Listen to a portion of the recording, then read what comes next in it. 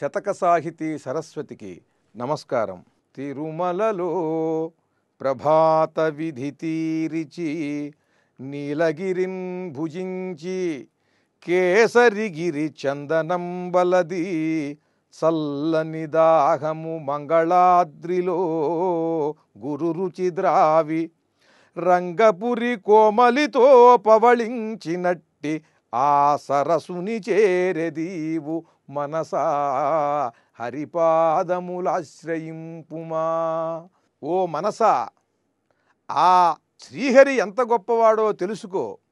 ఈ శ్రీహరి తిరుమలలో ప్రభాత విధి తీరిచి, ఉదయ సమయంలో చేయవలసినటువంటి పనులు, అందుకోవలసినటువంటి సేవలు అన్నీ కూడా తిరుమలలో ఆయన చేసుకుంటాడు. చక్కగా భక్తుల నుంచి ఆ సేవలన్నీ అందుకుంటాడు. ఆ హారతులు, ఆ కైంకర్యాలు, పొద్దున్నే ఆ దద్దోజనం, ఆ చక్ర పొంగలి అవన్నీ కూడా అక్కడ సేవిస్తాడు తిరుమలలో. తిరుమలలో ప్రభాత విధి తీరిచి, పొద్దున సమయం చక్కగా తిరుమలలో ఆ చక్ర పొంగలి, దద్దోజనం మొదలైనటువంటి ఆ విందంతా ఆరగిస్తాడు. తరువాత నీలగిరిన్ భుజించి, నీలగిరి అంటే పూరి, పూరి జగన్నాథ స్వామి దగ్గరికి అక్కడికి వెడతాడు ఈయన. అక్కడ ఏమిటంటే విశేషం, అనేకములైనటువంటి భక్ష్యములతో విశేషంగా భోజనం పెడతారు అక్కడ. కనుక ఆ విశేషమైన భోజనం చేయటం కోసం నీలగిరికి వెడతాడు మధ్యాహ్నం. నీలగిరిన్ భుజించి కేసరిగిరి చందనం బలది, మళ్ళీ అక్కడి నుంచి సింహాచలానికి వస్తాడు. ఆ సింహాచలంలో బ్రహ్మాండమైనటువంటి చక్కని చందనం దొరుకుతుంది. ఆ గంధం అంతా కూడా శరీరానికి ఆయన పూసుకుంటాడు.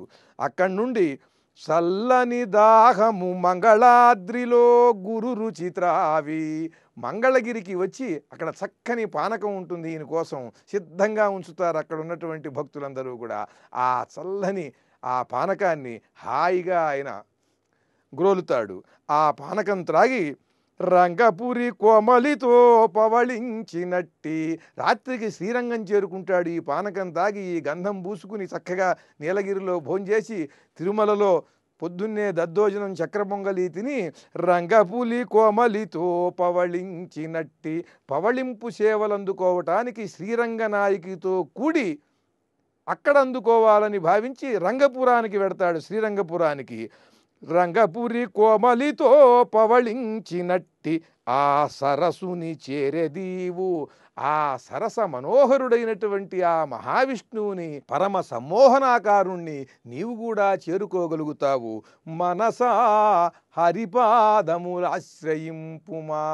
ఇంతటి సరసుడు, ఇంతటి రసస్వరూపుడు అయినటువంటి ఆ శ్రీహరిని నీవు కూడా చేరుకోవాలంటే ఆయన పాదాల్ని ఆశ్రయించు. ఓం నమో నారాయణాయ.